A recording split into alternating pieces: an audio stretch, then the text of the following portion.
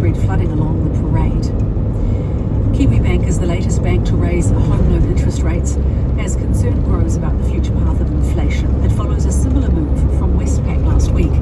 Infometrics forecaster Gareth Kiernan says it's a little surprising given that wholesale markets haven't moved a lot, but is in line with wider trends. The Australian Competition and Consumer Commission's case against supermarket giant Woolworths is being seen as a litmus test for Australian consumer law. The case relates to its practices in Australia and isn't related to its stores in New Zealand. The ABC's Michael Atkin has more. The consumer watchdog is accusing Woolworths of misleading customers by using fake discounts on hundreds of items on its Prices Drop promotion. Coles faced similar allegations in the federal court earlier this year. Professor Jeannie Patterson says the outcomes of the two cases will show how far consumer law can go. Whether it's against the law is not so clear. Woolworths has rejected the ACCC's allegation of illusory discounts and says at no stage did we mislead or deceive customers. And South African scientists have designed an app to warn residents of pollution levels after Johannesburg suffered a spike in coal emissions in recent weeks. Africa's wealthiest city lies not far from the country's coal mines, and the rotten egg smell of sulphur is often present in the air. That's the news. A short forecast is next. News and information you can trust on Morning Report. I mean, I just had a lovely evening last night prepping for this interview, and I went to the policy page on your party website, and to be frank, there wasn't much company in there. We've been clear what our priorities are: jobs, health, homes, and the cost of living. What else can you buy for $5 to $7? A beautiful aroma, beautiful visual, milk cart, beautiful taste, all made fresh. And apparently this is unconfirmed that chai latte prices have plummeted since you talked about bathing. So supply and demand. Be informed, be entertained. Morning Report, weekdays from 6 on RNZ National. Then on 9 to noon, Auckland's convention centre's open and the city rail link is just months away. But is it enough to revitalise the CBD? And Urvashana Chandra traces her ancestors' story of Indo-Fijian adventure. With me, Catherine Ryan, on 9 to noon on RNZ National. Now, the weather from Met Service to midnight Wednesday. Northland to Waikato, including Coromandel, and they have plenty. Cloudy spells, isolated showers, some heavy and thundery about Auckland and Northland today, becoming confined to coastal parts of Northland tomorrow. Waipomo to Manawatu, including Taumarunui and Taupo. Periods of rain ease into showers today, then becoming confined to Taranaki tomorrow with fine spells developing elsewhere.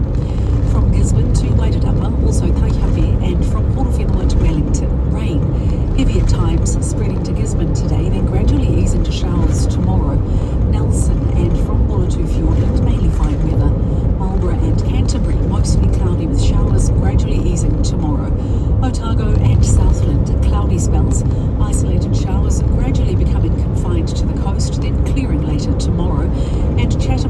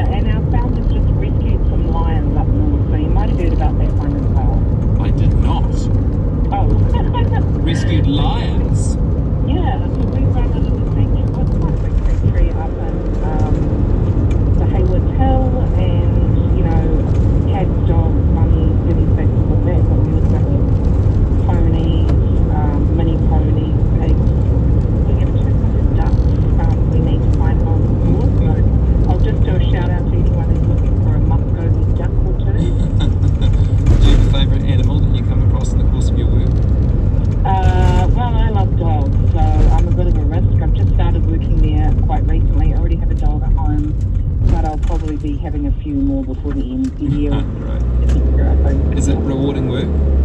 It's great work, and I work in the sustainability, so we run some op shops.